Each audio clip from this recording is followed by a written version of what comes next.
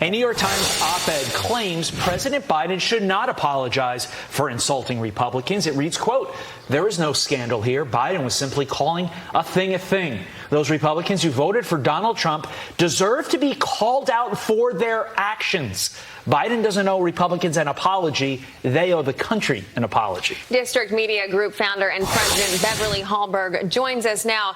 You know, a lot of people say he should apologize. Personally, you know, he's already said it. He meant it. It doesn't really matter with the apology. The issue that I think people are taking with is that this op-ed says that there's no scandal here. Clearly, there was a scandal whenever you call out, you know, almost 75 million Americans, pointing them in the direction of being an extremist group. What do you think? Yeah, and there's a reason why President Biden did walk back his comments less than 24 hours later, because I think he realized when he looked at many on Twitter and also in the media, it did not go over so well. But here is the concerning trend. We're seeing this with progressive politicians to name, shame, and dehumanize American people when they vote for the person you disagree with. So we saw this start with President Obama, who called out the Americans who cling to their guns and religion. We saw this with Hillary Clinton, the famous basket of deplorables comments. And of course, what President Biden said on Thursday. What I'm most concerned about, though, in addition to that, is that the media, and you have this op-ed writer in this case, not just saying that he supports what President Biden said, but saying that he didn't go far enough, that we need to do more of this.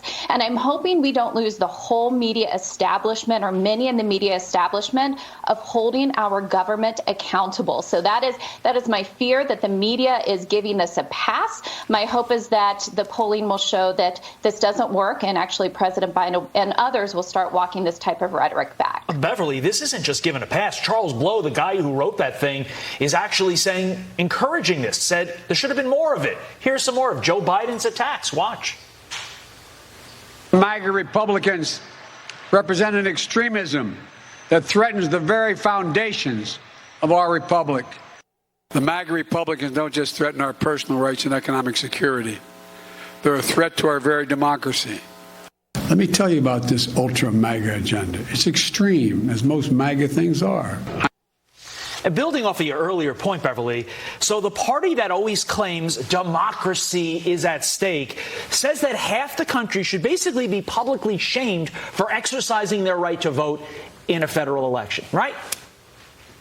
Yeah, that's what they're saying. I would say the threat to democracy is calling half Americans semi-fascist. That's concerning. And obviously, it's the irony of this as well, where President Biden said that he was going to unify the country, that he was going to be the opposite of the type of rhetoric many people didn't like from Donald Trump. But what we are seeing is him doubling down on this type of rhetoric that only divides. And I would even argue what they're doing is they're building on even what he did during the pandemic, saying that we have a pandemic of the unvaccinated, labeling half of Americans as responsible for this COVID pandemic that was going across the country. So I am very concerned about this type of division. You even see more and more reports and polling done where people are concerned that there could be a civil war in the future. This type of rhetoric seeks to divide, does not bring people together. And my hope is that it stops. But here's what we're going to find. If this type of rhetoric does actually work in midterms, that you see that Democrats do maybe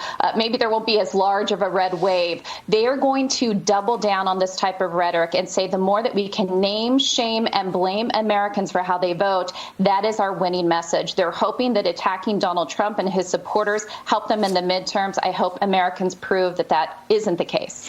Well, another concerning story out is a New York Post report revealed a top DOJ lawyer was partners with Hunter Biden's personal attorneys. And when you look at this, you would think, wow, this is a big conflict of interest. What do you think?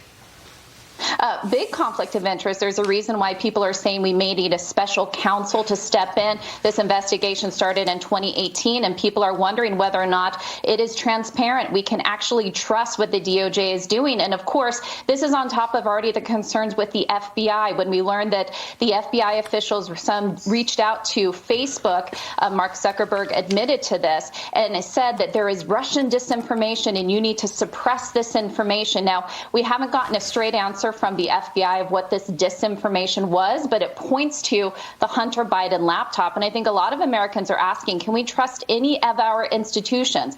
We are concerned about the FBI. We're concerned about the DOJ. The reports about the Department of Treasury potentially hiding financial records of Hunter Biden. And I think a lot of people are wondering who is actually on their side, and are we actually searching for truth, or is there a cover-up? With all this going together, it really does beg the question, like you said, Americans wondering, can I trust the people at the top? Because it seems like Joe Biden and his family get away with everything, and there are never any consequences. Beverly Hallberg, thank you so much. We appreciate it. Thanks, Beverly. Thanks, guys.